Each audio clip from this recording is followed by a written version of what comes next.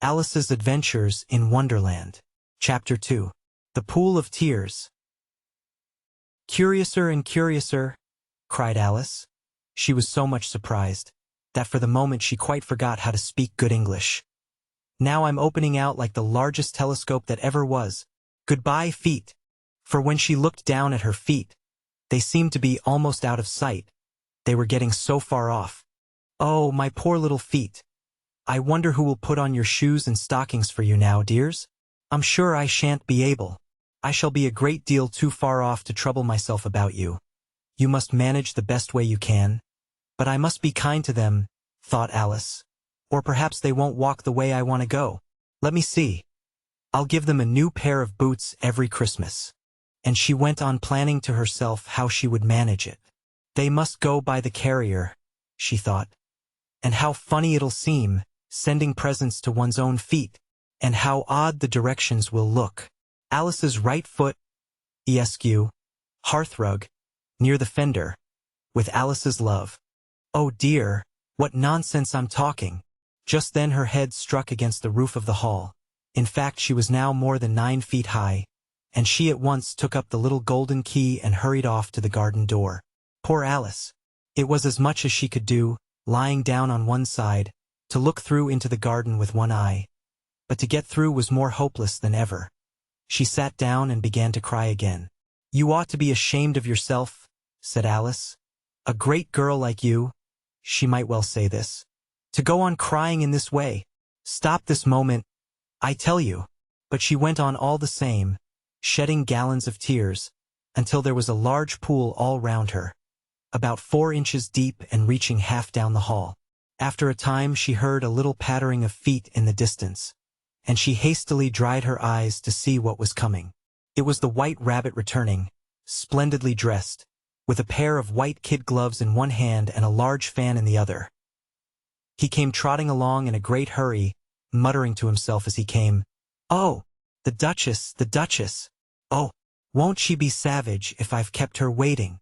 Alice felt so desperate that she was ready to ask help of anyone. So, when the rabbit came near her, she began, in a low, timid voice, "If you please, sir." The rabbit started violently, dropped the white kid gloves and the fan, and scurried away into the darkness as hard as he could go. Alice took up the fan and gloves, and, as the hall was very hot, she kept fanning herself all the time she went on talking. "Dear, dear, how queer everything is today. And yesterday things went on just as usual. I wonder if I've been changed in the night? Let me think. Was I the same when I got up this morning? I almost think I can remember feeling a little different. But if I'm not the same, the next question is, who in the world am I? Ah, that's the great puzzle." And she began thinking over all the children she knew that were of the same age as herself, to see if she could have been changed for any of them. "I'm sure I'm not Ada," she said, "for her hair goes in such long ringlets, and mine doesn't go in ringlets at all. And I'm sure I can't be Mabel, for I know all sorts of things, and she knows such a very little.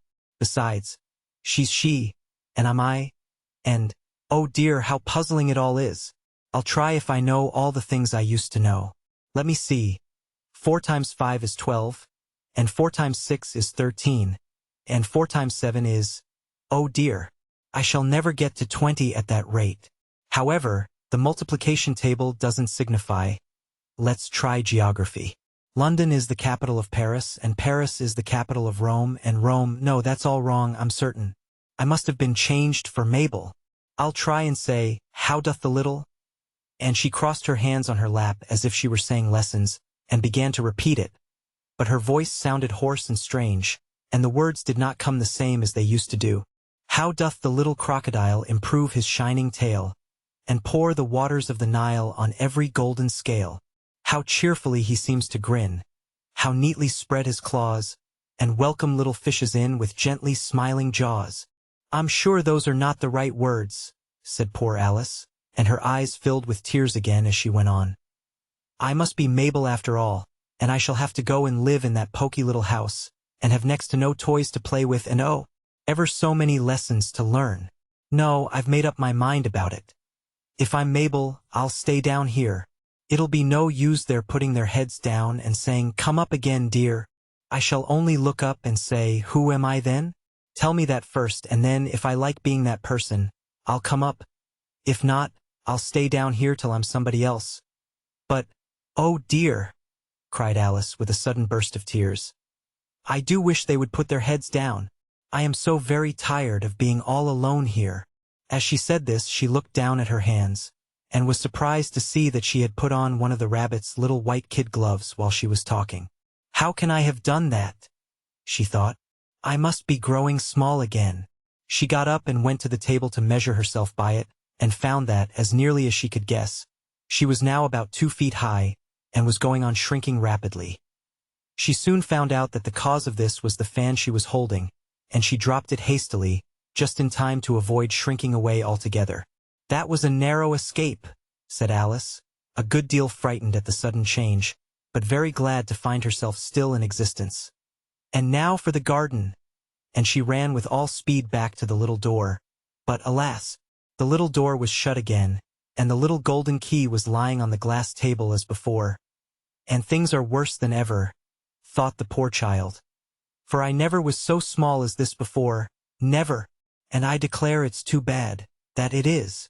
As she said these words her foot slipped, and in another moment, splash, she was up to her chin in salt water. Her first idea was that she had somehow fallen into the sea. And in that case I can go back by railway, she said to herself. Alice had been to the seaside once in her life, and had come to the general conclusion that wherever you go to on the English coast you find a number of bathing machines in the sea, some children digging in the sand with wooden spades, then a row of lodging houses, and behind them a railway station. However, she soon made out that she was in the pool of tears which she had wept when she was 9 feet high. I wish I hadn't cried so much, said Alice, as she swam about, trying to find her way out. I shall be punished for it now, I suppose, by being drowned in my own tears. That will be a queer thing, to be sure. However, everything is queer today. Just then she heard something splashing about in the pool a little way off, and she swam nearer to make out what it was. At first she thought it must be a walrus or hippopotamus, but then she remembered how small she was now, and she soon made out that it was only a mouse that had slipped in like herself. Would it be of any use now, thought Alice, to speak to this mouse? Everything is so out of the way down here, that I should think very likely it can talk. At any rate, there's no harm in trying. So she began, Oh mouse, do you know the way out of this pool? I am very tired of swimming about here. Oh mouse. Alice thought this must be the right way of speaking to a mouse. She had never done such a thing before, but she remembered having seen in her brother's Latin grammar, a mouse of a mouse, to a mouse, oh mouse. The mouse looked at her rather inquisitively, and seemed to her to wink with one of its little eyes, but it said nothing. Perhaps it doesn't understand English, thought Alice. I dare say it's a French mouse, come over with William the Conqueror. For, with all her knowledge of history, Alice had no very clear notion how long ago anything had happened. So she began again, "O est ma chat?" which was the first sentence in her French lesson book. The mouse gave a sudden leap out of the water, and seemed to quiver all over with fright. "Oh, I beg your pardon," cried Alice hastily, afraid that she had hurt the poor animal's feelings. "I quite forgot you didn't like cats." "Not like cats," cried the mouse, in a shrill, passionate voice. "Would you like cats if you were me?" "Well, perhaps not," said Alice in a soothing tone. "Don't be angry about it, and yet I wish I could show you our cat Dinah. I think you'd take a fancy to cats if you could only see her. She is such a dear quiet thing," Alice went on half to herself as she swam lazily about in the pool. "And she sits purring so nicely by the fire, licking her paws and washing her face. And she is such a nice soft thing to nurse, and she's such a capital one for catching mice." "Oh, I beg your pardon," cried Alice again, for this time the mouse was bristling all over, and she felt certain it must be really offended. "We won't talk about her any more if you'd rather not." "We indeed," cried the mouse, who was trembling down to the end of his tail. "As if I would talk on such a subject. Our family always hated cats. Nasty, low, vulgar things. Don't let me hear the name again." "I won't indeed," said Alice, in a great hurry to change the subject of conversation. Are you fond of dogs?" The mouse did not answer, so Alice went on eagerly. There is such a nice little dog near our house I should like to show you. A little bright-eyed terrier. You know, with such long curly brown hair. And it'll fetch things when you throw them, and it'll sit up and beg for its dinner and all sorts of things. I can't remember half of them. And it belongs to a farmer, you know, and he says it's so useful it's worth £100. He says it kills all the rats and— "Oh dear!" cried Alice in a sorrowful tone. "I'm afraid I've offended it again." For the mouse was swimming away from her as hard as it could go, and making quite a commotion in the pool as it went. So she called softly after it, "Mouse dear, do come back again, and we won't talk about cats or dogs either, if you don't like them." When the mouse heard this, it turned round and swam slowly back to her. Its face was quite pale with passion, Alice thought, and it said in a low, trembling voice, "Let us get to the shore, and then I'll tell you my history, and you'll understand why it is I hate cats and dogs." It was high time to go, for the pool was getting quite crowded with the birds and animals that had fallen into it. There were a duck and a dodo, a lory and an eaglet, and several other curious creatures.